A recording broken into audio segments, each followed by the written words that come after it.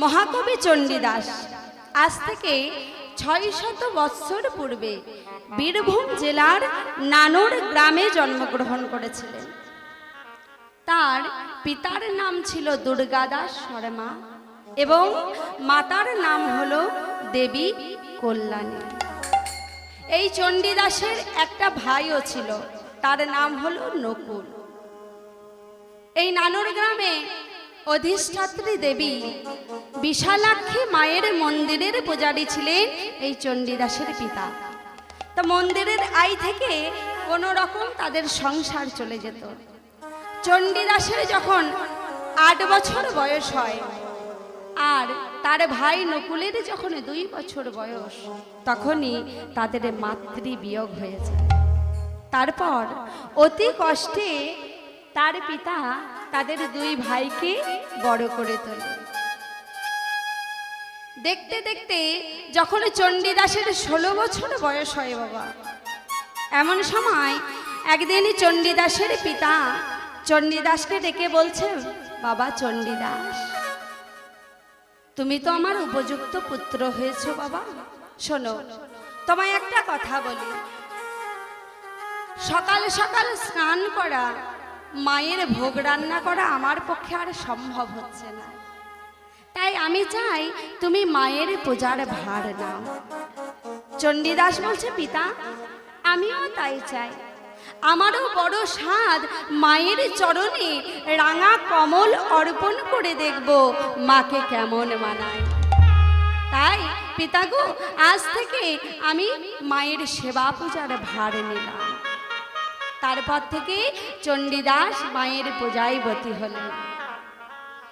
একদিন স্নান করতে যাওয়ার আগে চণ্ডীদাস বাসুলি মায়ের কাছে গিয়ে প্রার্থনা করছে, মারে আমি যখন দিঘিতে ছিপ নিয়ে মাছ ধরতে যাই তখন দেখি অনেক রাঙা কমল ফুটে আছে, আর যখন আমি সকালে স্নান করতে যাই তখন আমি একটা পদ্মও দেখতে পাই না মা।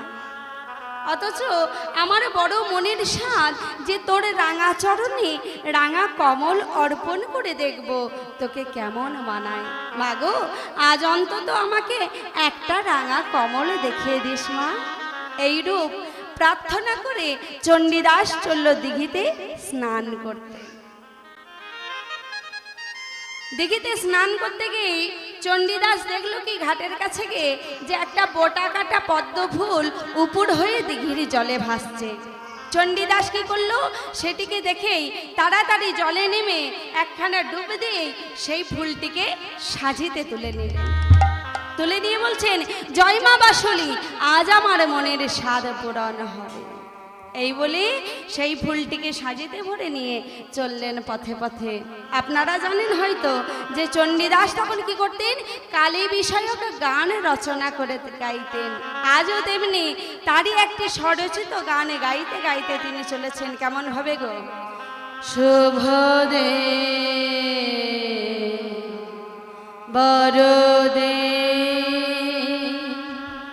শুভ দে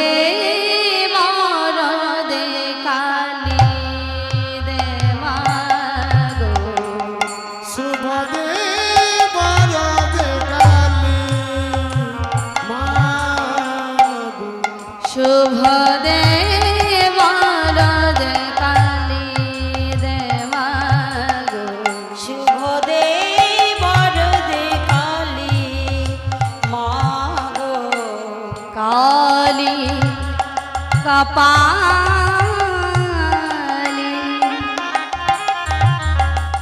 নিমুণ্ড মালিনী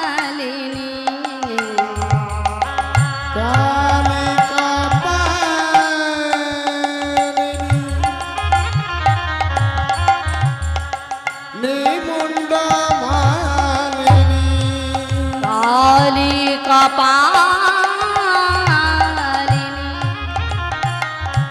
নিমুণ্ড মালিনী কালী কপালিনী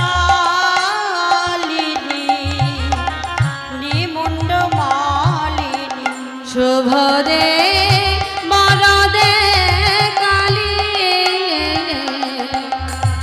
শুভ দে বরদে বলো ধনী ভাইরা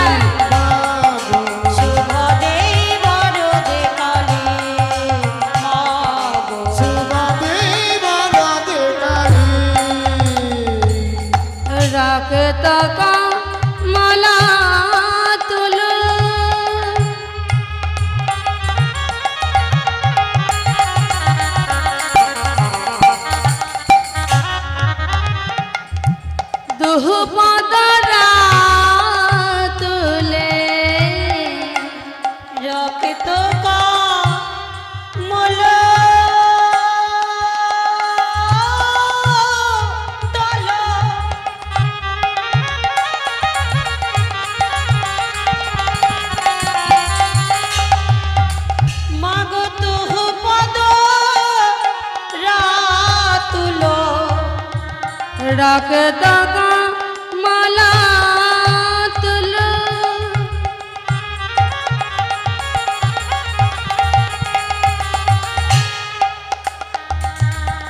दुहु पद रातले অগরাজত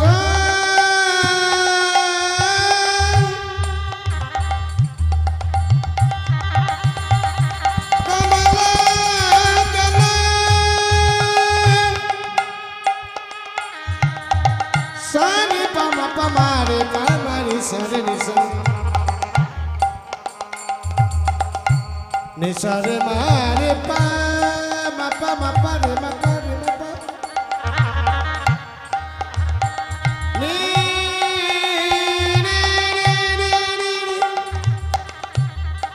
নিসা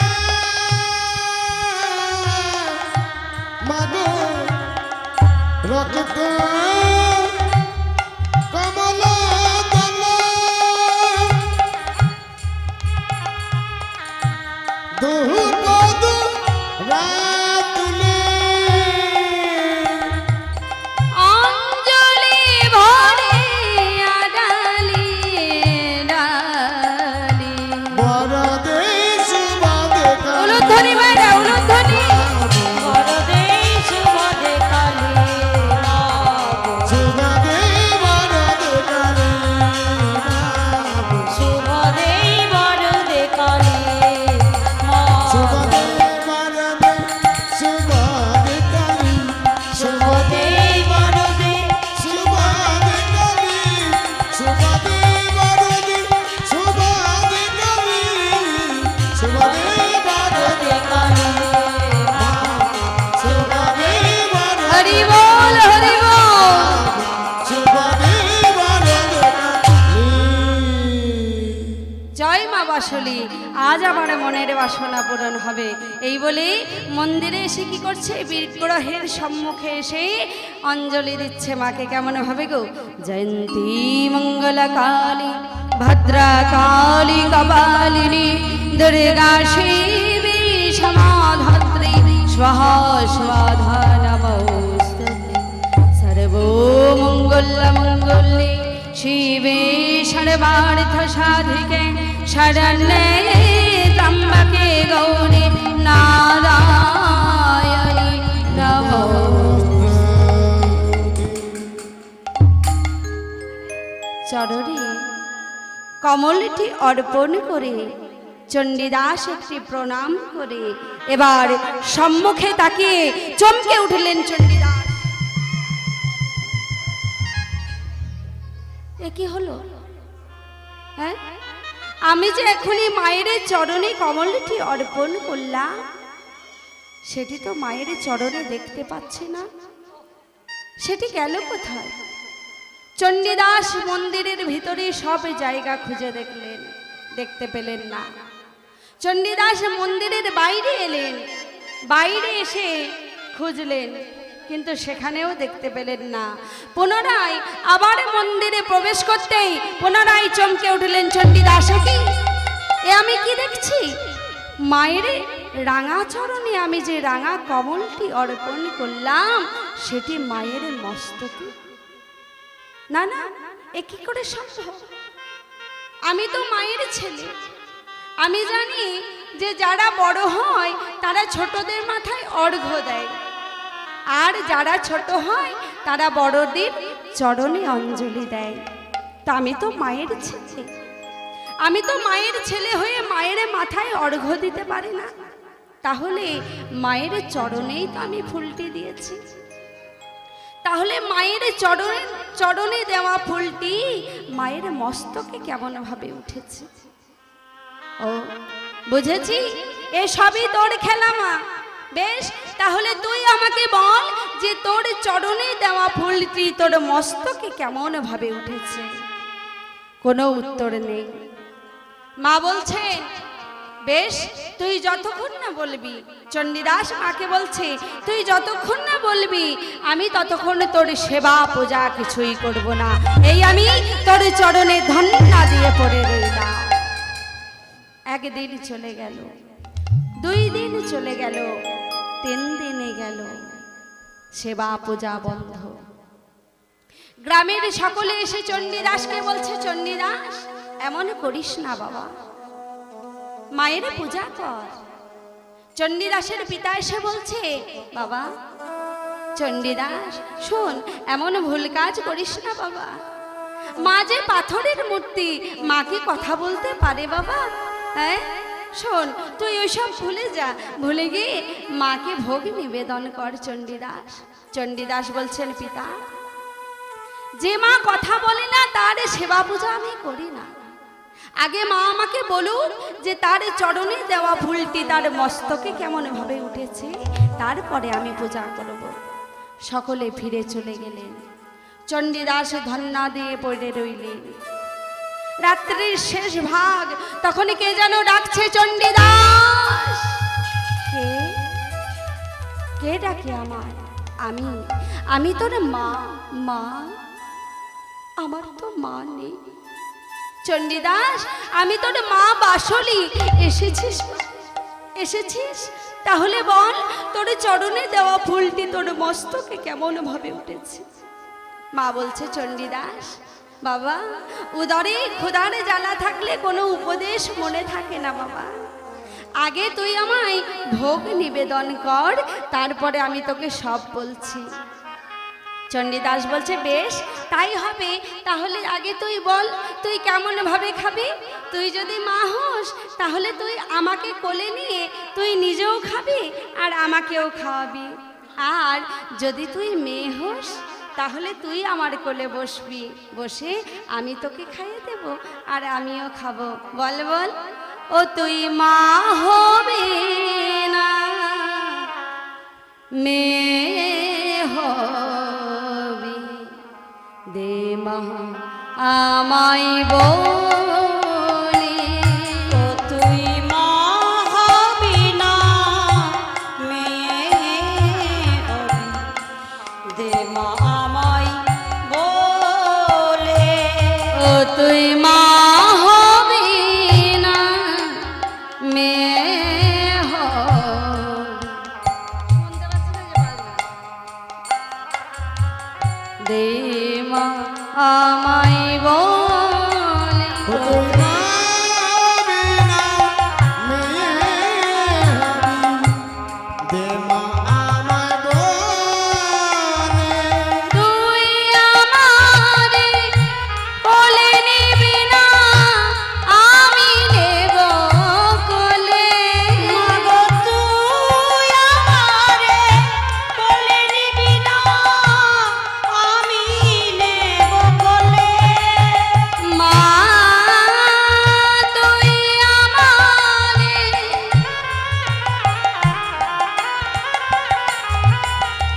কোলে নিবি না, আমি নেব কোলে। মাগো তুই আমারে কোলে নিবি না, আমি নেব কোলে। ও তুই হবি না, মেয়ে হবি, দে মা আমায় বলে। ও তুই মা হবি না, মেয়ে হবি, দে মা আমায় বলে। চণ্ডীদাস আমি তো তোর মা, আয় তুই আমার কোলে বস, আমি তোকেও খাইয়ে দেব আর আমিও খাবো। এই বলে দুজনেই সেবা করলেন, সেবা করে আচমন করে বসলেন। এবার চণ্ডীদাস বলছেন, বল মা, তোর চরণে দেওয়া ফুলটি কেমন ভাবে তোর মস্তকে উঠেছে? তখন মা বাছলি বলছে, শোন চণ্ডীদাস, বর্তমান যুগ হলো ভণ্ড কাপালিকদের যুগ। তারা কি করে জানিস? তারা পঞ্চমকারের সাধনা করে। অর্থাৎ কি না, মদ্যং মাংসং তথা মুদ্রা মন্ত্র মৈথুন মে বচন। প্রকৃত সাধনা কেউ করে না। কি করে না, মদ খাও, মাংস খাও, যেভাবে হোক অর্থ উপার্জন করো, নারী নিয়ে আনন্দ করো, আর মুখে তারা তারা নাম করো। এই হয়েছে বর্তমান যুগ। প্রকৃত হরি সাধনা কেউ করে না। যদি প্রকাশ্যে কেউ হরি নাম নেয় তাহলে তার প্রাণ নাশ করা হয়। তবে কি জানিস চণ্ডীদাস, এই নানুর গ্রামে এক হরি ভক্ত বাস করে, তার নাম হলো মাধব ঠাকুর। সে কি করে, রাত্রের অন্ধকারে গোবিন্দ পূজা করে। গোবিন্দ পূজা করে রাত্রের অন্ধকারে সেই ফুলগুলি দিঘির জলে গিয়ে ভাসিয়ে দেয়, আর সেই পদ্ম ফুলটি ভাসতে ভাসতে দিঘির ঘাটে এসে লাগে। আর তুই কি ভাবলি যে কারো সাজি থেকে হয়তো ফুলটা পড়ে গেছে, এই বলে সেই ফুলটি তুই সাজি করে তুলে নিয়ে এসে আমার চরণে অর্পণ করলি। ওরে পাগল, ওই ফুল কি আমি চরণে নিতে পারি? চণ্ডীদাস বলছে, কেন পারবি না মা, কেন তুই ওই ফুলটা নিতে পারবি না চরণে? ওরে পাগল, ও যে গোবিন্দ পূজার প্রসাদী ফুল, ও যে হরি বল হরি বল, প্রসাদী ফুল, ও যে গোবিন্দ পূজার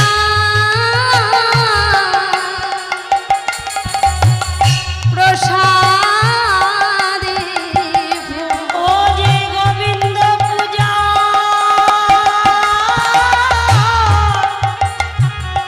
প্রসাদী ফুল। আমি কেমন করে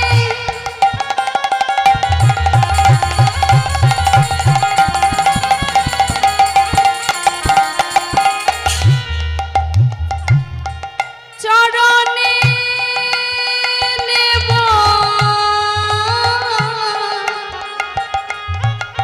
ও যে গোবিন্দ পূজা প্রসাদী ফুল, আমি কেমন করে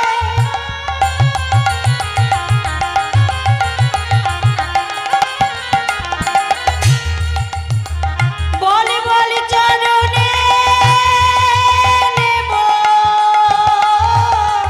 ও যে জগৎ গুরু শ্রী গোবিন্দে, আমি কেমন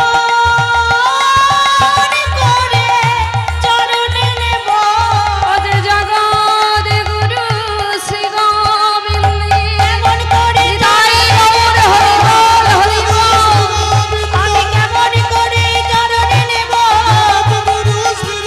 আমি কেমন করে চরণে নেব গোবিন্দ পূজার প্রসাদী ফুল। ওরে পাগল, ওটা যে গোবিন্দ পূজার প্রসাদী ফুল, আমি কেমন ভাবে চরণে নেব? তুই আমার ওইটা চরণে এসে অর্পণ করলি, যে ফুলে গোবিন্দ পূজা হয়েছে সেই ফুলটি এসে আমার চরণে অর্পণ করলি। ওরে পাগল, ওই ফুল কি আমি চরণে নিতে পারি? তাই সঙ্গে সঙ্গে ওটি আমার মস্তকে তুলে নিলাম। চণ্ডীদাস বলছে, কেন পারবি না মা, কেন পারবি না? গোবিন্দ কে? ওরে পাগল, গোবিন্দ যে তোর গুরু, আমার গুরু, ভোলানাথের গুরু, এই জগতে সকলের গুরু। কিন্তু মা, আমি তো তাকে চিনি না। চিনতে হবে চণ্ডীদাস, কেননা তোর জন্মই হয়েছে এই দেশবাসীকে ভণ্ড কাপালিকদের হাত থেকে উদ্ধার করে কৃষ্ণ প্রেমে উদ্বুদ্ধ করার জন্য। তোকে যে গোবিন্দ চিনতে হবে চণ্ডীদাস। আয়, তুই আমার সঙ্গে আয়। এই বলে চণ্ডীদাসকে হাত ধরে নিয়ে গেলেন কোথায়? নানুরের উত্তর প্রান্তে। সেখানে গিয়ে বলছেন, এই দেখ চণ্ডীদাস, দেখতে পাচ্ছিস এটা কি? বলছে, মা গো, এখানে তো আগে নদী ছিল না, তাহলে নদী এলো কেমন ভাবে? চণ্ডীদাস, এটি এখন নানুর নয়, এটি এখন বৃন্দাবন। ওই নদীর ধারে ধারে ছোট ছোট গ্রামগুলো দেখতে পাচ্ছিস, হ্যাঁ, ওইগুলো হলো যাবট, বংশীবট, গোকুল, ব্রজধাম, বৃন্দাবন। এই হলো পঞ্চগ্রামী বৃন্দাবন। বলছে, হ্যাঁ মা, দেখতে পাচ্ছি। আর ওই যমুনা নদীর তীরে কতগুলো ছেলেকেও দেখতে পাচ্ছি। ওরা কারা মা? আরে ওরা হলো গোয়ালাদের ছেলে, ধেনু চারণ করতে এসেছে। হ্যাঁ গো মা, ওদের মধ্যে থেকে একজনকে দেখছি সে বড়ই সুন্দর। ও কে গো? দেখো দেখো, বলি কালিয়া বরণ আছে একজন, কিবা নামি ওহার হয়। মাগো কালিয়া বরণ আছে একজন, কিবা বলো নাম হয়। ও তার শিরে শিখি পাখা ত্রিভঙ্গ বাঁকা, ও তার শিরে শিখি পাকা ত্রিভঙ্গ বাঁকা। দেখো রাখালিয়া মাঝি রায়, রাখালিয়া মাঝে ও রায়। তার শিরে শিখি পাকা ত্রিভঙ্গ বাঁকা, রাখালিয়া মাঝে রয়, রাখালিয়া মাঝে রয়। বলি কে বা বটে মা, মাগো কে বা বটে মা, কে বা বটে মা, বলো কে বা বটে মা। ওই কালিয়া মরণ শিশু কে বা বটে মা। কালিয়া বরণ শিশু কে বা বটে মা। ওমা, ওই যে অঙ্গের বর্ণ কালো, তার শিরে শিখি পাখা, কেমন যেন ত্রিভঙ্গ বঙ্কিমে ঠামে দাঁড়িয়ে আছে। ওই ছেলেটি কে মা? ওটি ওটি হলো কৃষ্ণ। হ্যাঁ, আর ওর পাশে পাশেই রয়েছে একজন, দেখতে পাচ্ছ ওর গায়ের বর্ণ বড়ই ধপধপে সাদা। ওকে গো মা? দেখো দেখো, কর্পূর ধবল আছে একজন, কিবা ও হরি পরি ওরে কুরকুর ধবল আছে একজন, কিবা উহার পরিচয়। যেন মত্ত মাতঙ্গ হেন দেখি রঙ্গ, মত্ত মাতঙ্গ হেন দেখি রঙ্গ। মত্ত মাতঙ্গ হেন দেখি রঙ্গ, ওই মত্ত মাতঙ্গ হেন দেখি রঙ্গ। অঙ্গে অঙ্গ দিয়া রায়, অঙ্গে অঙ্গ দিয়া রায়। আহা মত্ত মাতঙ্গ হেন দেখি রঙ্গ, অঙ্গে অঙ্গ দিয়া রয় মাগো, অঙ্গে অঙ্গ দিয়া রয়। বলি কে বা বটে মা, বলো কে বা বটে মা। বলো কে বা বটে মা। বটে মা, ওই কর্পূর ধবল শিশু কে বা বটে মা। রাধা বলো শিশু কে বা বটে মা। ওমা, ওই কর্পূর ধবল শিশু সব সময় কৃষ্ণের অঙ্গে অঙ্গ দিয়ে আছে। ও কে গো? ও হলো কৃষ্ণের দাদা বলরাম। কিন্তু সব সময় কৃষ্ণের পাশে পাশে কেন আছে? আরে কংসের চড় পাছে ওর কোনো ক্ষতি করে দেয়, সেই জন্য সব সময় কৃষ্ণের সঙ্গে সঙ্গে থাকে। ও তাই নাকি? হ্যাঁ গো মা, আরও যে বালকদের দেখছি কৃষ্ণের সঙ্গে সঙ্গে আছে, ওরা কারা? আরে ওরা হলো শ্রীকৃষ্ণের সখা। ওদের নাম হচ্ছে শ্রীদাম, সুদাম, দাম, বসুদাম, সুবল, মহাবল, সুবাহু, মহাবাহু, স্তোককৃষ্ণ ইত্যাদি। ও মাগো, তাই বলছি? তা মাগো, তুমি যে এখনই বললে না সুবল, ওই সুবল নামে সখাকে ডেকে কৃষ্ণ কি যেন বলছে। তখন বাসুলি মা বলছে, চণ্ডীদাস ভালো করে শোন, ভালো করে শোন, কৃষ্ণ ওই সুবল সখাকে ডেকে কি বলছে, তারপর তুই আমাকে বল। তখন বলছে, জানো মা, ওই সুবল সখাকে ডেকে বলছে, এই সুবল, সুবল রে, ওই দেখ কতগুলো রমণী ওই যমুনার দিকে যাচ্ছে, ওরা কারা রে? সুবল বলছে, ওরা গোপের রমণী, ওরা নির্জন ঘাটে স্নান করতে যাচ্ছে। ও স্নান করতে যাচ্ছে? এই সুবল আমি দেখবো। কি বলছিস কানা? হ্যাঁ, নির্জন ঘাটে ওরা স্নান করবে আর তুই স্নান করা দেখবি? আরে আমার অনেক দিনের সাধ যে আমি দেখবো মেয়েরা কেমন ভাবে স্নান করে। কানাই, তুই কিন্তু বাড়াবাড়ি করছিস, বুঝেছিস ভাই? আমি থাকবো না, বলাই দাদা যদি এসে দেখে না, তখন কি হবে বলতো? কানাই বলছে ভয় নেই রে সুবল, শোন আমি ওই কদম গাছের আড়ালে গিয়ে দেখবো, আর তুই কি করবি, তুই পিছন দিকটা লক্ষ্য রাখবি, যদি বলাই দানা আসে তাহলে আমাকে পিছন থেকে চিমটি কেটে দিবি, আর আমি যা দেখবো তোকে বলবো। এই বলেই পা টিপে টিপে কদম গাছের আড়ালে এসে দাঁড়িয়েছে। দাঁড়িয়ে যখনই গভীর রমণীগণ যমুনার জলে স্নান করতে নেমেছে, দেখেই বলছে কানাই, বলি ওরে সুবল ও ধনী কে কহবাটি, ওরে সুবল শোধনীকে কহ বটে, আগর রচনা গরি নবীনা কিশোরী, গড়াত নগরী নবীনা কিশোরী, নাহিছে যমুনার ঘাটে। শোধনীকে কহ বটে, ওরে সুবল শোধনীকে কহ বটে। এই সময় ওই যে নীলাম্বরী পরিহিতা রমণী, ও কে রে, ওর কি নাম জানিস? সুবল বলছে না না, ওর নাম ধাম আমি কিছু জানি না। সুবল দেখছে ও তো আমারই দিদি বটে, কিন্তু আমি যদি কানাইকে বলে দিই ওর নাম ধাম, তখন জেনে শুনে যদি ও কিছু কেলেঙ্কারি করে তখন আমাকে নিয়ে টানাটানি হবে বাবা, কানাইকে বলা যাবে না। তাই বলছে না না, আমি ওর নাম ধাম কিছু জানি না। ওই রমণী কি করছে সেটা বল। বলছে ওই রমণী কি করছে জানিস, যমুনার জলে নামলো দিয়ে কি করছে জানিস, আহা যমুনার জলে বসি শিলা তলে, পায়ে রই উপরে পা। যমুনার জলে বসেছিল তলে, পায়ের ওই উপরে পা। আবার অঙ্গের বসন করেছে আসন, অঙ্গের বসন করেছে আসন, আবার অঙ্গের বসন করেছে আসন, অঙ্গের বসন করেছে আসন।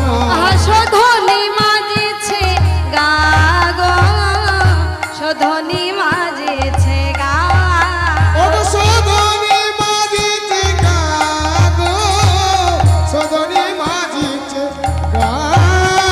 বলি কে বাবটে রে, কে বাবটে মা, বলি কে বাবটে রে, বটে রে, বলে বলে ওরে সুবল কে বাবটে রে, বলে বল ওরে সুবল কে বটে রে। সুবল ওই নীলাম্বরী পরিহিতা রমণী, ও কে রে, ও সবার আগে জলে নামলো, নেমে কি করছে জানিস, একটা শিলার উপরে বসলো, বসেই সঙ্গে সঙ্গে উঠে পড়লো, উঠে পড়ে তার বসনটিকে আসন করে নিয়ে তারপর বসলো। কেন রে সুবল, এমন কেন করলো? আরে ওই রমণীর অঙ্গ ননির মতো কোমল, তাই ওই গরম পাথরের ওপর বসতে তার কষ্ট হচ্ছে, তাই কি করেছে, সে নিজের অঙ্গের বসনটিকে আসন করে নিয়ে তারপরে বসেছে। এই কানাই এবার কি করছে তাই বলতো দেখি, এবার কি করছে জানিস, আরে ওই রমণী সুবল রে, ওই রমণী প্রথমে এক হাঁটু জলে নামলো, তারপরে এক কোমর, তারপরে এক গলা। এই সুবল, সুবল রে তুই আমাকে ছাড় ভাই, আমি একবার আসি। সঙ্গে সঙ্গে কানাই যখন যেতে যাচ্ছে তখন পিছন দিকে টান পড়ে গেছে। সুবল দেখছে হাব ভাব ভালো লাগছে না, তাই পিছন দিকে কি করেছে, কানাইয়ের বসনটা একটু টেনে ধরেছে। যখন যেতে চাইছে তখন কিন্তু বাধা পাচ্ছে, নিয়ে বলছে এই সুবল কেন ধরে রেখেছিস, আমার বসনটা কেন ধরে রেখেছিস, আগে বল তুই কোথায় যাবি। আরে সুবল আগে ছাড়, না হলে সর্বনাশ হয়ে যাবে। ওই দেখ সুবল ডুবলো জলে, ডুবলো জলে, ডুবলো জলে, ডুবলো জলে, আঙুল দিয়ে কর্ণ মূলে ডুবলো জলে, আঙুল দিয়ে কর্ণ মূলে ডুবলো জলে, বলি আমি গিয়ে আনবো তুলে ডুবলো জলে। আমি গিয়ে আনবো তুলে ডুবলো জলে। এই সুবল আমাকে ছাড়, ওই রমণী কানে আঙুল দিয়ে জলে ডুবে গেছে, ওকে যে তুলে আনতে হবে। সুবল বলছে কানাই রে, কানাই ওই জন্যই বলি রে, তোকে ভগবান হয়েও কেন ধেনুচারণ করতে হয় বলতো, কেন রে সুবল, আরে এটা তোর বুদ্ধির দোষ। অনেক ব্রাহ্মণ আছে দেখবি অন্যের কানে ফু দিয়ে খায়, আবার অনেক ব্রাহ্মণ আছে যারা উনুনে ফু দিয়ে চোখ নষ্ট করে মরে, কিন্তু পেট ভরে না। তোরও সেই রকম হয়েছে কানাই। আচ্ছা, ওই যে রমণী জলে ডুবটা দিয়েছে, সেটা কি তোর ভরসায় দিয়েছে? সেটা কি তোর ভরসায় দিয়েছে? ওই রমণী এখনই জল থেকে উঠে আসবে, তুই দেখ।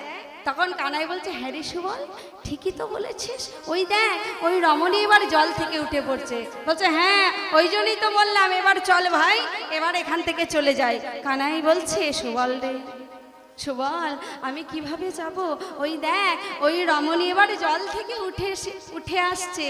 দেখলাম, কি দেখছি জানিস? বলছে, কি দেখছিস? দেখলাম, নাহি আয় উঠিতে নিতম্ব তটিতে করেছে চিকুর রাশি। সুবল নাইয়া উঠিতে নিতম্ব তটেতে পড়েছি চিকুর রাশি। আবার কাঁদে আয়া ধর কলঙ্ক চাঁদা, কাঁদিয়া আমার কনক চাঁদা।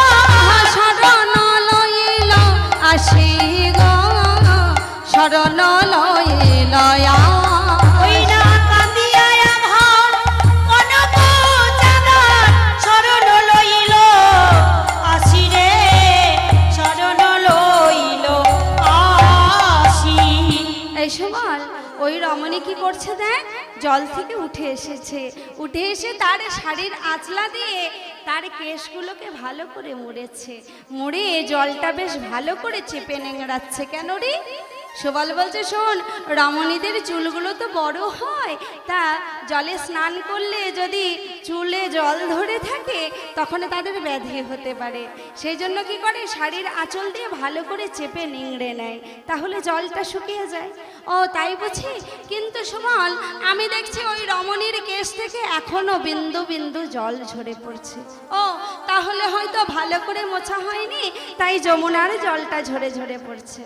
তখন কানাই বলছে, সুবল রে সুবল রে, তুই ওটা যমুনার জলে বলেছিস, যমুনার জল বলছি, কিন্তু আমার কি মনে হয় জানিস ভাই? জানিস ভাই, আমার মনে হয় ওটা যমুনার জলে নয় রে, ওটা হলো চাঁদের কলঙ্কের অশ্রু।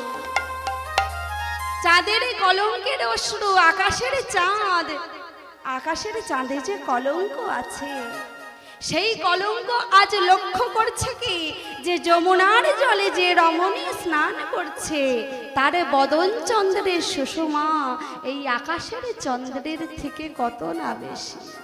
তাই আকাশের চাঁদের কলঙ্ক কি করেছে, আকাশের চাঁদকে ছেড়ে ওই রমণীর বদন চন্দ্রে আশ্রয় নিতে এসেছে। নিতে এসে তার সম্মুখে দাঁড়িয়ে বলেছে, আহা, আকাশের চাঁদকে কলঙ্কিত করেছি বলে নানান জনে আমায় নানান কথা বলে, কিন্তু যদি ওই রমণীর বদন চন্দ্রে আশ্রয় নিয়ে আমি যদি ওই রমণীর বদন চন্দ্র কলঙ্কিত করে ফেলি, কলঙ্কিত করে ফেলে, তাহলে না জানি আমায় লোকে আরো কত কিনা বলবে।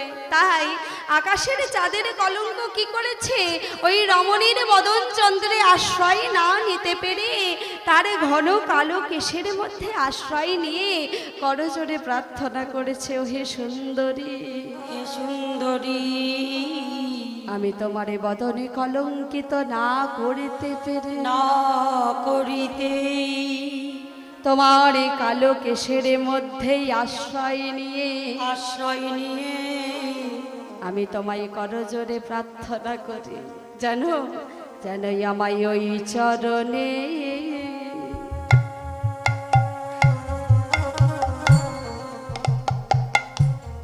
ঠাই দে, ও হে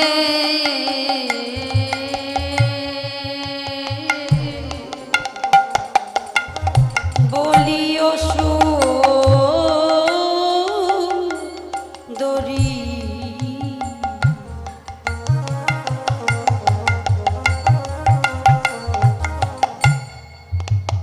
তোমার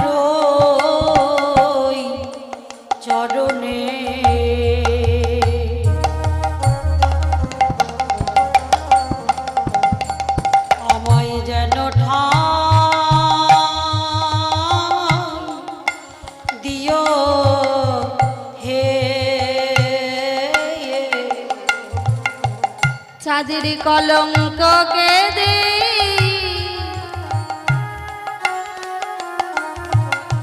কেঁদে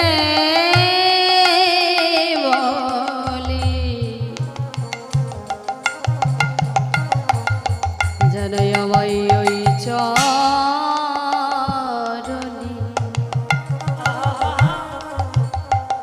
ঠাই দে ও হে চাঁদের কলঙ্ককে দে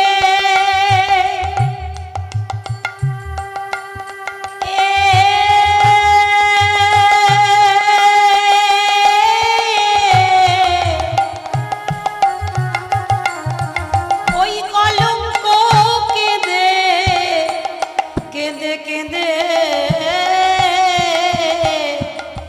বলে আমি ওই চরণে আশা ধরি কলঙ্ক কেঁদে কেঁদে বলে ওই চরণে আশাধারী চাঁদের কলঙ্ক কেঁদে কেঁদে বলে ওই চরণে আশাধারী চাঁদের কলঙ্ক কেঁদে কেঁদে বলে ওই চরণে নিতাই গৌর হরি বল হরি কেঁদে কেঁদে বলে চরণে আশাধারী কলঙ্ক কেঁদে কেঁদে বলে ওই চরণে ঠাঁই দি ও হে সুবল বলছে বা খুব সুন্দর বলেছিস তো কানাই, এবার চল ভাই এখান থেকে আমরা চলে যাই।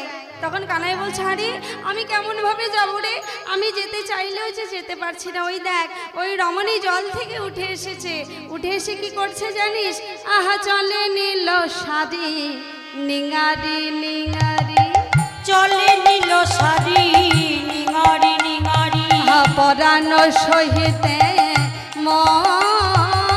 চলে নীল সারি নিঙারি নিঙারি পরানো সহিতে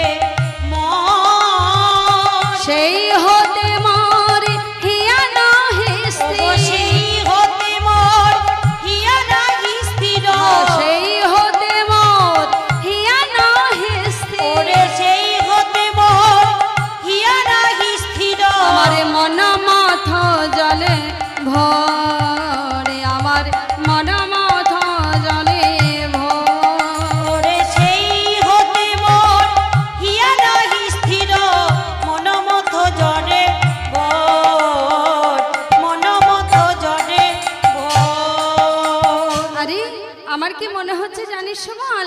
আমার মনে হচ্ছে ওই রমণী যমুনার কুল থেকে উঠে এসে কি করেছে, হাঁটু পর্যন্ত তার শাড়িটি তুলে তার ভাঁজে আমার প্রাণটিকে ভরেছে, ভরে ওই ভাঁজটিকে কি করছে নিংড়ে, কি মনে হচ্ছে জানিস?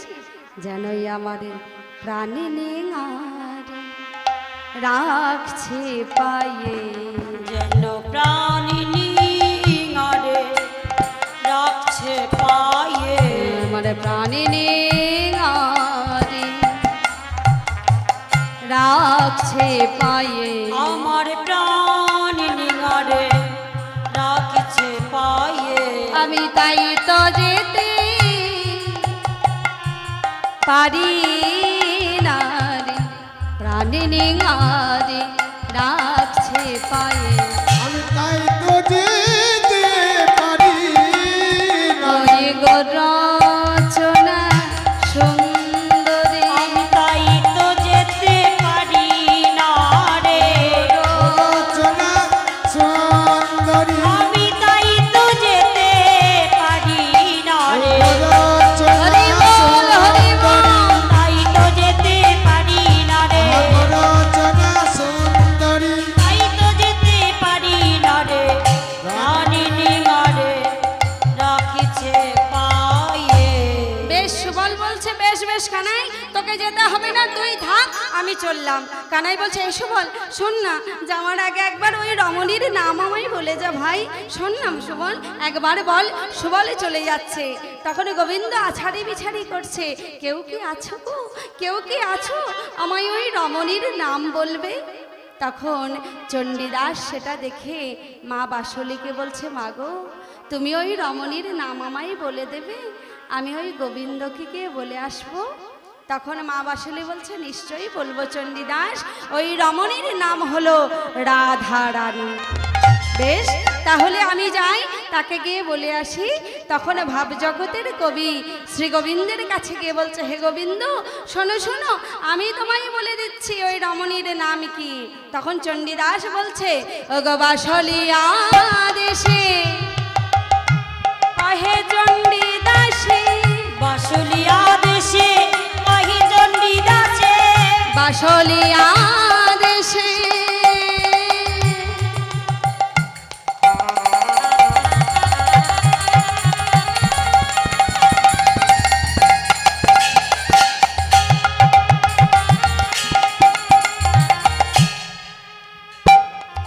কহে চণ্ডীদাসে, বাসুলিয়া দেশে কহি চণ্ডীদাসে, শোনা হে নাগর চাঁদা, ওই না বাসুলিয়া দেশে কহি চণ্ডীদাসে, শোনা হে নাগর চাঁদা। আহা, সে যে বৃষভানু রাজার নন্দিনী, নামে বিনোদিনী রাধা। সে যে বিশ্বভানু রাজার নন্দিনী, নামে বিনোদিনী রাধা। সে যে বৃষভানু রাজনন্দিনী, বিশ্বভানু রাজনন্দিনী, সে যে অষ্ট সখীর শিরোমণি, বৃষভানু রাজনন্দিনী। অষ্টসখী শিরোমণি, তার নামে রাধা বিনোদিনী। অষ্টসখীর শিরোমণি, নাম রাধা বিনোদিনী অষ্টসখীর হরি শিরোমণি, বল, হরি বল। অষ্টসখীর শিরোমণি, নাম রাধা বিনোদিনী অষ্টসখী শিরোমণি। গোবিন্দ, ওর নাম হচ্ছে রাধা রানী। যখনই রাধা রানীর নাম শ্রবণ করেছে গোবিন্দ, সঙ্গে সঙ্গে ওই রাধা রানীর নাম জপ করছে। কেমন ভাবে গো, ও গো রাধে রাধে রাধে রাধে রাধে রাধে ত্রাহি মা, রাধে রাধে রাধে রাধে রাধে রাধে রক্ষমা। হরি বল। রাধে রাধে রাধে রাধে রাধে ত্রাহি মাম, রাধে রাধে রাধে রাধে রাধে রাধে রক্ষে মাম। সুবল একটু পিছিয়ে এসে বলছে, চুপ চুপ কানে, একি পরস্ত্রীর নাম জপ করছিস তুই? আরে সুবল, তুই তো ওই রমণীর নাম আমাকে বলিসনি, হ্যাঁ? তুই তো আমাকে বলিসনি। শোন, ওই নাম আমি যখন শুনেছি, আমি যে বদনে ছাড়তে পারছি না, ওই নাম আমি জপ করবই। গোবিন্দ সেই নাম জপ করতে আছে। আর এদিকে যমুনার জল থেকে ওঠার সময় রাধারানী কি করেছে, চকিতে গোবিন্দকে দর্শন করেছে। দর্শন করে বৃন্দাকে বলছে, বৃন্দা দিদি, এখনই আমি এক অপরূপ সুন্দর এক পুরুষকে দর্শন করলাম। তুমি কি জানো ওর নাম কি? তুমি কি আমায় বলতে পারবে ওর নাম? তখন বৃন্দা বলছে, রাধে গো, ওর নাম তো অনেক, তবে শোন, তোকে আমি একটা ছোট্ট মতো নাম বলছি। ওর নাম হলো শ্যাম।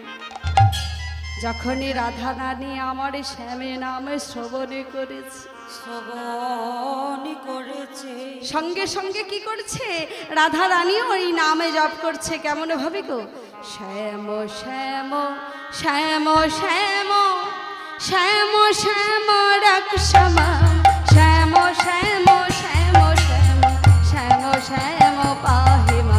উলুধ্বনি। শ্যাম শ্যাম শ্যাম শ্যাম শ্যাম রক্ষে মাম, শ্যাম শ্যাম শ্যাম শ্যাম শ্যাম শ্যাম ত্রাহি মাম। শ্যাম শ্যাম শ্যাম শ্যাম শ্যাম শ্যাম রক্ষমা, শ্যাম শ্যাম শ্যাম শ্যাম শ্যাম শ্যাম পাহি। শ্যাম শ্যাম শ্যাম শ্যাম শ্যাম শ্যাম ত্রাহি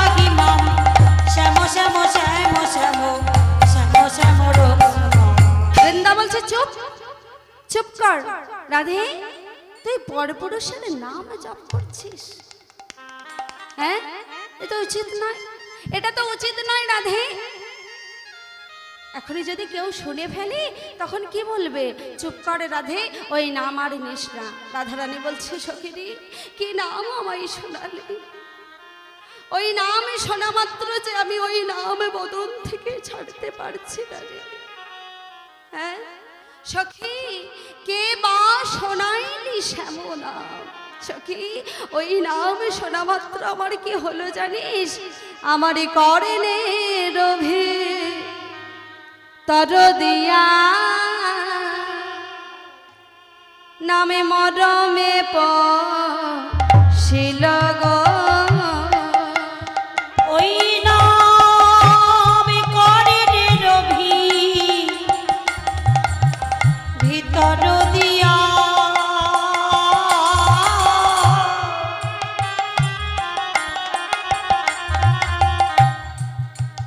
আমার মরমে প্রবেশিল গো। আকুল করিল মন প্রাণ, ওই নাই আকুল করিল মন প্রাণ। আকুল করেছে, আকুল করেছে, আকুল করেছে আমায় আকুলি করেছে, মন প্রাণে আমার আকুল করেছে। মন প্রাণ আমার আকুলি করেছে। বলি কে শ্যামী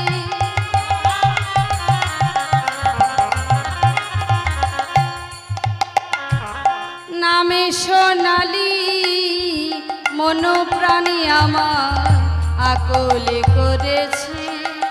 বলে বলে কে বাসাবে নামি সোনালি মনে প্রাণ আমার আকুল করেছে। বলি না জানি দেখো মধু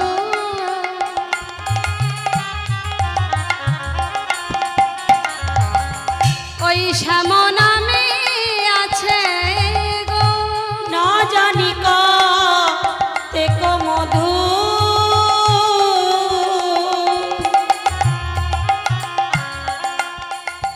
ওই না শ্যাম নামে আছে গো।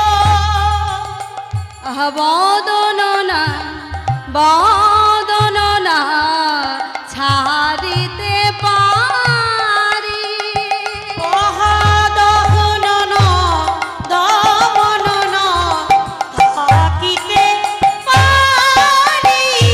আহা জপিতে জপিতে না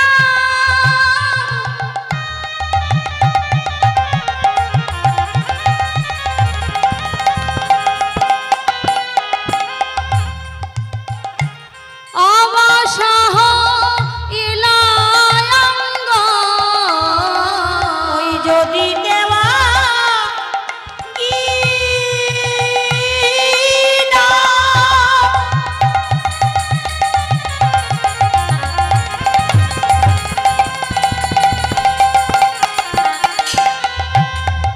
সখীরে অবসহ ইবে প্রাণ। কেমনে ইব সখী তারি, আমি কেমনে বা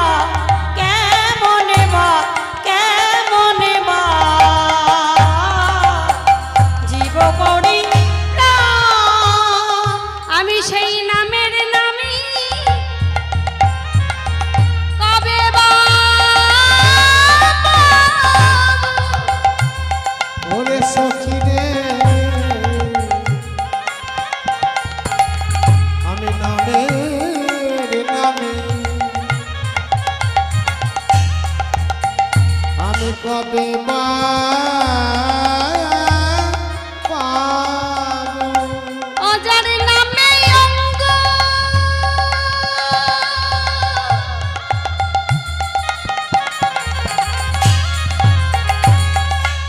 হই গো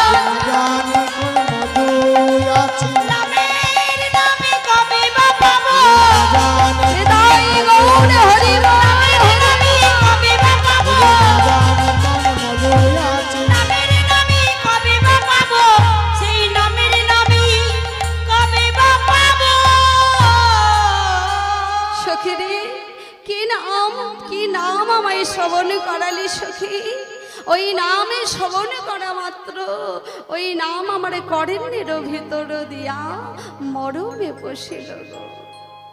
আমি যে ওই নামে ছাড়বো বললেও ছাড়তে পারছি না। হ্যাঁ গো মায়েরা, একে কি বলা হয়? নামের প্রতি প্রেম, নামের প্রতি ভালোবাসা। আমরাও তো মা নাম শুনি, কিন্তু নামকে কি এইভাবে ভালোবাসতে পারি গো? হ্যাঁ, আজ গোবিন্দ রাধারানীর নাম শুনেছে, শুনেই রাধা নাম জপ করছে। আর এদিকে রাধারানীও গোবিন্দ নাম শুনে সেই শ্যামে নাম জপ করছে। কিন্তু আমরাও তো মা নাম শুনি, কিন্তু নামকে তো অত ভালোবাসতে পারি না। ছোট্ট একটা গল্প। রাজা বিক্রমাদিত্যের রত্ন মহাকবি কে না কালিদাস। রত্ন সবার রত্ন মহাকবি কবি কালিদাস একদিন কি করছে, রাজামশাইয়ের কন্যাকে একটি শ্লোকের অর্থ বোঝাচ্ছেন। শ্লোকটি কি না, বিদ্যন্তঞ্চ নৃপত্যঞ্চ নৈব তুল্য কদাচন, স্বদেশে পূজ্যতে রাজা বিদ্যান সর্বত্র পূজ্যতে। বলছে একজন বিদ্যান ব্যক্তি সর্বত্র পূজিত হন, কিন্তু একজন ধনবান ব্যক্তি সে শুধু নিজে গ্রামেই পূজিত হন। তা রাজামশাই কি করলেন, পাশ থেকে সেই কথাটি শ্রবণ করলেন। দেখছেন কালিদাস আমার কন্যাকে কি বোঝাচ্ছে। যেহেতু কালিদাস বিদ্বান ব্যক্তি, পণ্ডিত ব্যক্তি, তার স্থান যে আমার থেকে অনেক উপরে সেটাই বোঝাচ্ছে। আমাকে ছোট করে দিচ্ছে আমার কন্যার কাছে। না না, এর একটা বিহিত করতে হবে। এই বলে কি করলো, কালিদাসের কাছে এসে বলছে, শোনো কালিদাস, এই মুহূর্তে তুমি এই রাজ্য ছেড়ে চলে যাবে, না হলে তোমার প্রাণদণ্ড হবে। কালিদাস মহা সমস্যায় পড়ে গেলেন। রাজবাড়ি থেকে ফিরে এসে কি করলেন, তিনি চলে যাচ্ছেন। অন্যান্য পণ্ডিতগণ কালিদাসকে বলছেন, না কালিদাস, আপনি যাবেন না। আপনি গেলে রাজামশাই কোনো বিপদে পড়লে তখন তাকে কে রক্ষা করবে? আপনি বরং আমাদের গৃহে থেকে যান। কালিদাস তাই করল, অন্য পণ্ডিতের গৃহে থেকে গেল। তারপর একদিন কি হয়েছে, একদিন এক রাক্ষসী এসেছে, 3টে মানুষের মাথা নিয়ে রাজার কাছে এসে বলছে, হে রাজা, তুমি তো সবকিছু জানো, তুমি তো ন্যায় বিচারক, তাহলে এক কাজ করো তো, আমি এই 3টে মাথা তোমার সম্মুখে নামিয়ে দিচ্ছি, তুমি বলো তো এই মাথাগুলো দেখে কে সর্বাপেক্ষা উত্তম ব্যক্তি ছিল? রাজামশাই তো মহা সমস্যায় পড়ে গেলেন। রাক্ষসী বলছে, শোনো রাজা, তুমি যদি না বলতে পারো, তোমাকে আমি 7 দিন সময় দিচ্ছি, এই 7 দিনের মধ্যে তোমাকে বলতে হবে, না হলে আমি তোমায় খাবো, বুঝেছো? এই বলে রাক্ষসী চলে গেল। রাজামশাই তো মহা সমস্যায় পড়ে গেছে। অন্যান্য পণ্ডিতগণ এসে বলছেন, রাজামশাই আপনি চিন্তা করেন না, আমরা এমন এক ব্যক্তিকে নিয়ে আসবো, পণ্ডিত ব্যক্তিকে, যে আপনার এই সমস্যার সমাধান করে দেবে। এবার যথাসময়ে কি হয়েছে, রাক্ষসী এসে সেখানে উপস্থিত হয়েছে। উপস্থিত হয়ে বলছে, এবারে বলো রাজা, কে সর্বাপেক্ষা উত্তম ব্যক্তি? সেই সময়ে কালিদাস ও ছদ্মবেশ ধারণ করে সেখানে এসেছে। এসে বলছে, রাক্ষসী তুমি এক কাজ করো, যাও তো তুমি 1 গাছি কুশ নিয়ে এসো। এবারে রাক্ষসী কি করলো, 1 গাছি কুশ নিয়ে এসে কালিদাসের হাতে দিল। কালিদাসের হাতে দিতেই কালিদাস প্রথমে একখানা মাথা তুলে নিয়ে কি করলেন, সেই কুশটি একটা ওই মাথার কর্ণ দিয়ে কানের ছিদ্র দিয়ে প্রবেশ করালেন। ওই কানের ছিদ্র দিয়ে প্রবেশ করাতে কি হলো, ওই কুশটি অপর কান দিয়ে সঙ্গে সঙ্গে বেরিয়ে গেল। সেটি বেরোতেই কালিদাস তখন বলছে, রাক্ষসী এই ব্যক্তি সর্বাপেক্ষা অধম ব্যক্তি ছিল, কেননা এ যার নাম শ্রবণ করেছে সঙ্গে সঙ্গে অপর কান দিয়ে বের করে দিয়েছে। এবার দ্বিতীয় মাথাটি তুলে নিয়ে তার কর্ণ ছিদ্র দিয়ে কুশ প্রবেশ করাতেই মুখের ছিদ্র দিয়ে বেরিয়ে এলো। সঙ্গে সঙ্গে কালিদাস বলছে, রাক্ষসী এই ব্যক্তি ছিল মধ্যম ব্যক্তি, কেননা এ যা গুরু মন্ত্র শুনেছে অপরজনকে বলেছে। এবার তৃতীয় মাথাটি তুলে নিয়ে তার কর্ণের ছিদ্র দিয়ে কুষ্টি প্রবেশ করাতেই বাবা সঙ্গে সঙ্গে সেটি কণ্ঠনালীর ছিদ্র দিয়ে বেরিয়ে এলো। তখন রাক্ষসীকে বলছে কালিদাস, শোনো রাক্ষসী, এই ব্যক্তি ছিল সর্বাপেক্ষা উত্তম ব্যক্তি, কেননা এ যা নাম শ্রবণ করেছে সে তার হৃদয়ে ভরে রেখেছে। রাক্ষসী কিন্তু উত্তর পেয়ে চলে গেল। আর এদিকে রাজামশাইও কালিদাসকে চিনতে পেরে জড়িয়ে ধরে বলছে, কালিদাস আমি ভুল করেছি, তুমি এই রাজ্যেই থাকো, আমার ভুল তুমি ক্ষমা করে দাও। সঙ্গে সঙ্গে তখন কি বোঝা গেল গো, যে আমরাও তো মা নাম শুনি কিন্তু নামকে ভালোবাসতে পারি না, কিন্তু রাধারানী যখন নাম শুনেছে তখন ওই নাম আর ছাড়তে পারছে না। তাই বলছে সখীরে, ওই নাম শ্রবণ করা মাত্র আমার কি হলো জানিস, সেই নাম আমার কর্ণের তর দিয়া নামে মরমে শিল। হরি বল হরি কর্ণের তর দিয়া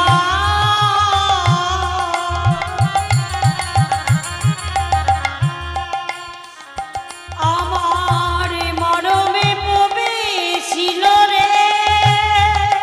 আকুল করিল মন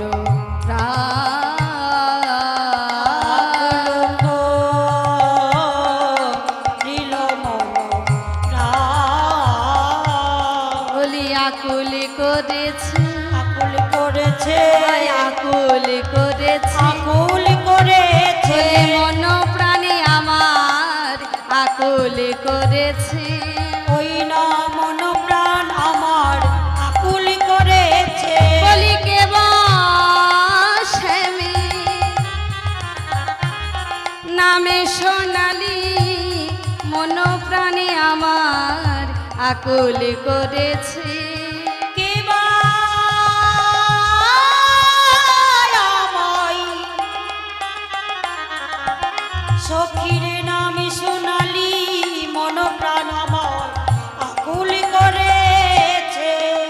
এর নামই হলো মা, নামের প্রতি প্রেম, নামের প্রতি ভালোবাসা। চণ্ডীদাস তখন মা বাসুলীকে বলছে, মা ওরা দুজনেই দুজনের নাম শোনা মাত্র জপ করছে। তখন চণ্ডীদাসকে মা বলছে, এটি হলো চণ্ডীদাস, নামের প্রতি প্রেম, নামের প্রতি ভালোবাসা। চণ্ডীদাস বলছে, মা প্রেম ভালোবাসা, প্রেম ভালোবাসা কাকে বলে মা? প্রেম ভালোবাসা কি জিনিস? মা বাসুলী বলছে, চণ্ডীদাস তুমি প্রেম ভালোবাসা বুঝবে, তোমার জীবনেও প্রেম আসবে। কখন মা? যখন তোমার 24 বছর বয়স হবে। আমি কাকে ভালোবাসবো? কাকে ভালোবাসবে জানো? 24 বছর বয়স হলে তোমার জীবনে এক প্রেমের গুরু আসবে, তার নাম হলো রামমণি রজকিনী। তাকে ভালোবেসে বুঝতে পারবে যে প্রেম ভালোবাসা কাকে বলে। শোনো চণ্ডীদাস, চলো এবার আমরা মন্দিরে ফিরে যাই। এই বলে চণ্ডীদাস আর বিশালাক্ষী মা মন্দিরে ফিরে গেল। এই গেল বাবা চণ্ডীদাসের কথা। এবার একটু রামমণির কথায় আসি। রামমণি কোথায় জন্মগ্রহণ করেছিল? না বাঁকুড়া জেলার ছাতনা গ্রামে। রামমণির পিতার নাম কিছু জানা যায়নি, মাতার নামও কিছু জানা যায়নি। শুধু এটুকু জানা যায় যে রামমণি যখন মাতৃগর্ভে ছিল তখনই তার পিতৃবিয়োগ হয়ে যায়। আর যখনই রামমণির জন্ম হয়, জন্ম নেওয়ার সঙ্গে সঙ্গে তার মাতৃবিয়োগও হয়ে যায়। তখন গ্রামের মানুষ তাকে লালন পালন করে বড় করে তোলে। তারপরে দেখতে দেখতে যখন রামমণির 9 বছর বয়স হলো তখন রামমণির বিবাহ দেয়া হলো। কিন্তু এমনই ভাগ্যহীন আসে যে বাসর রাত্রিতে স্বামীও মারা গেল। আশ্রয়হীনা হয়ে গ্রামে ফিরে এসে গ্রামের লোক বলল, না না, রামমণি অপয়া, অলক্ষী, ওকে তো আর রাখা যাবে না। তাড়িয়ে দিল, রামমণিকে তাড়িয়ে দিল। সঙ্গে সঙ্গে রামমণি এদিক ওদিক ঘুরে বেড়াতে লাগলো। তারপর এক দয়াবতী ধোবার মেয়ে রামমণিকে আশ্রয় দিল।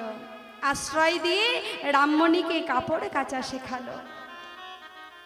দেখতে দেখতে রামমণি যখন 16 বছর বয়সের হলো, তখন সে হয়ে উঠল পরমা সুন্দরী। সকলের নজর গেল রামমণির দিকে। কেউ বলছে, রামমণি তোর রূপ যৌবন আমাকে দে, আমি তোকে সব কিছু দেব। রামমণি তুই আমার কাছে চলে আয়, তোর কিচ্ছু অভাব থাকবে না। রামমণি মহা সমস্যায় পড়ে গেল। এই ছাতনা গ্রামেও একটা বিশালাক্ষী মায়ের মন্দির ছিল। রামমণি কি করলো, রাতের অন্ধকারে সেই মায়ের কাছে গিয়ে প্রার্থনা করছে, মা আমি কি করব মা? হ্যাঁ বলি, কহ গো মা বিশালাক্ষী কি করি উপায়? কহ গো মা বিশালাক্ষী কি করি উপায়? কহ গো মা বিশালাক্ষী কি করি উপায়? কহ গো মা বিশালাক্ষী কি করি উপায়? কহ মোর নারী ধর্ম কিসে রক্ষা পায়? তুমি কহ কহ নারী ধর্ম কিসে রক্ষা পায়? বলি, কহ গো মা বিশালাক্ষী, কহ গো মা বিশালাক্ষী, কহ গো মা বিশালাক্ষী, কহ গো মা বিশালাক্ষী, নারী ধর্ম কেমনে রাখি? কহ গো মা বিশালাক্ষী, নারী ধর্ম কেমনে রাখি? কহ গো মা বিশালাক্ষী। দৈববাণী হলো, রামমণি তুই এই গ্রাম ছেড়ে চলে যা, গিয়ে তুই বীরভূম জেলার নানুর গ্রামে যা। সেখানে তোর মাস্তুত দাদা হারাধন রজক থাকে, তুই যা তার কাছে গিয়ে আশ্রয় নে। রামমণি রাতের অন্ধকারে ছাতনা গ্রাম ছেড়ে দিয়ে পৌঁছালো কোথায়? বীরভূম জেলার নানুর গ্রামে। সেখানে এসে রামমণি হারাধন রজকের বাড়ির সম্মুখে এসে ডাকছে, দাদা, দাদা গো বাড়িতে আছো? সঙ্গে সঙ্গে হারাধন রজক দরজাটা খুলে বলছে, কি রামমণি তুই? এ তোর কেমন বেশ হয়েছে বল? আমি তো শুনেছিলাম তোর বিবাহ হয়েছিল। হ্যাঁ দাদা, তুমি ঠিকই শুনেছ, কিন্তু বাসর রাত্রে আমার স্বামীও মারা যায়। তাই দাদা গো আশ্রয়হীনা হয়ে তোমার কাছে একটু আশ্রয় চাইতে এসেছি। দেবে দাদা, আমায় একটু আশ্রয় দেবে? কথাটা শুনে হারাধন রজকের বউ চাপা বেরিয়ে এলো। এসে বলছে, রামমণি আই বোন, তুই আমার ঘরে আয়, আজ থেকে আমি তোকে আশ্রয় দিলাম। তারপর থেকে রামমণি সেই হারাধন রজকের ঘরে থাকতে লাগলো। এবার একদিন 2 দিন কেটে গেল। রামমণি বলছে, বৌদি গো বৌদি, এইভাবে বসে থাকলে আমি কুঁড়ে হয়ে যাব, আমি এইভাবে বসে থাকতে পারছি না। তখন চাপা বলছে, আচ্ছা রামমণি, এই যে জমিদার বাড়ির কাপড়গুলো নিয়ে এসে